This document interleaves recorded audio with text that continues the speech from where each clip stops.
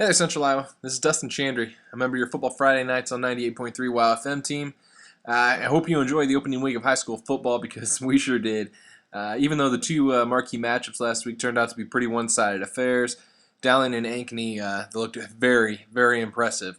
But right now, this would be my Week 1 preview podcast, and we'll take a look at all the CIML games for Friday, August 27th.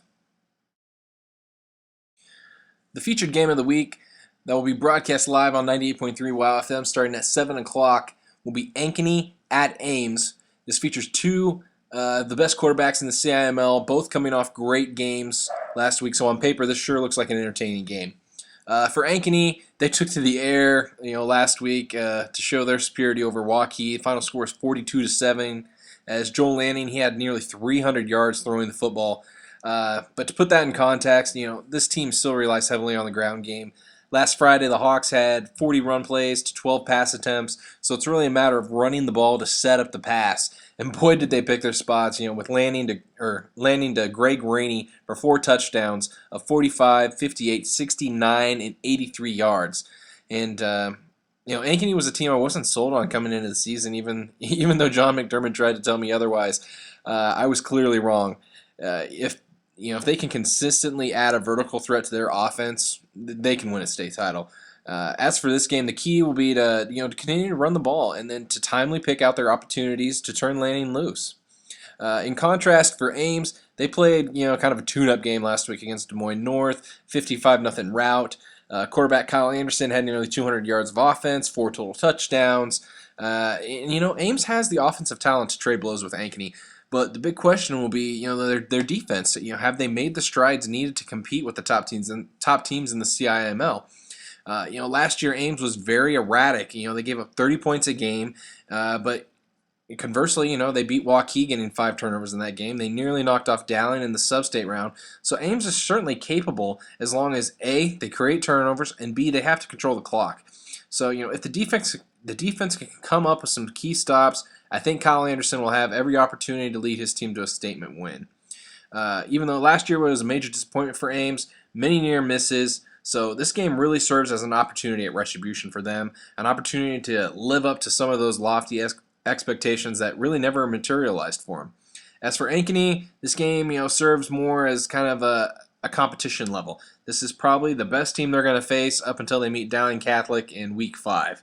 So as for a prediction, until Ames can show me some consistent defense, I really can't buy into them. And because of that, I think Ankeny wins comfortably, but I think we're going to see a lot of points. It'll be a great game to call. I have Ankeny winning this game 42-21. As for the rest of the CML schedule, we'll start with Ottumwa at Valley. Ottumwa showed really well Saturday in a loss to Johnston, and with Valley reeling, an upset isn't completely out of the question. For Valley, I'll be interested in seeing what Gary Swenson does at the quarterback position. I thought Jeff Pullen really struggled last week, and Connor Blythe looked really well. I know it was mop-up duty, so it's kind of hard to judge, but I think Blythe should get the start. Regardless of who plays at the quarterback position, Valley's talent will win out in this one. I'll go with Valley 28-14 over Ottumwa. Number 1, Dowling takes to the road at Council Bluffs Jefferson.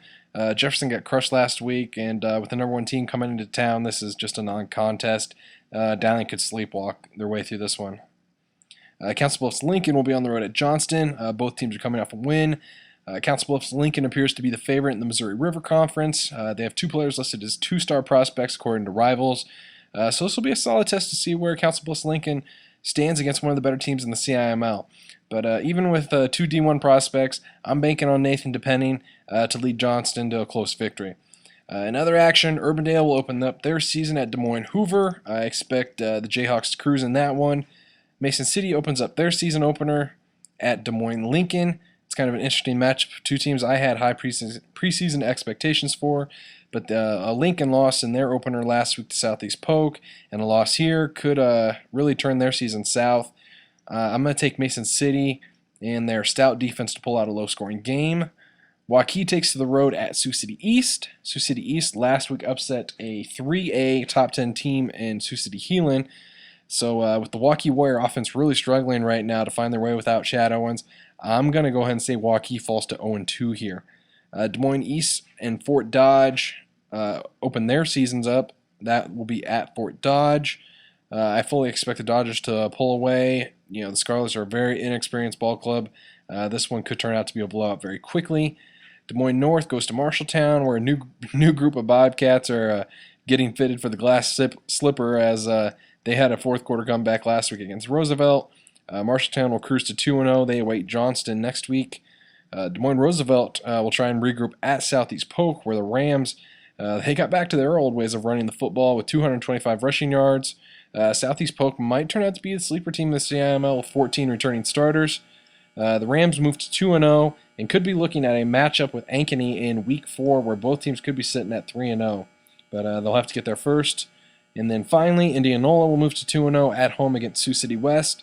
And I fully apologize for even thinking that Hoover was going to beat Indianola last Friday. Indianola won that game 55-7 behind 300 yards of team rushing. But that will do it for my Week 1 preseason podcast. Tune in to 98.3 WOW FM Friday night for the live broadcast of Ankeny at Ames. And until next week, I'm Dustin Chandry for Football Friday Nights on 98.3 WOW FM.